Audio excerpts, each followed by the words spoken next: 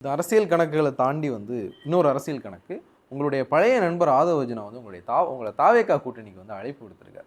அது தொடர்பாக விசிகாவுடைய நிலைப்பாடு என்ன? இல்லை, முதல்ல நீங்கள் அவரை பழைய நண்பர்னு சொல்கிறதே அது ரொம்ப தப்பு. அவர் ரொம்ப மிக புதிய நண்பர்.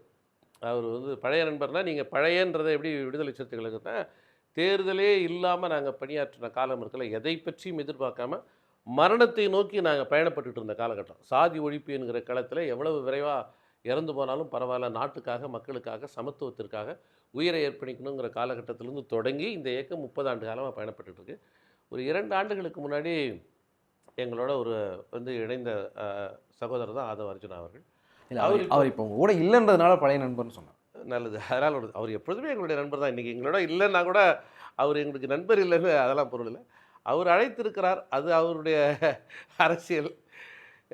தாவேகா பாஜகவால் அதனுடைய செயல் வடிவங்களுக்குள்ளார இருக்கிற இன்னொரு ப்ரோக்ராம் தான் தாவேகா அப்படின்னு தான் நாங்கள் புரிஞ்சுட்டு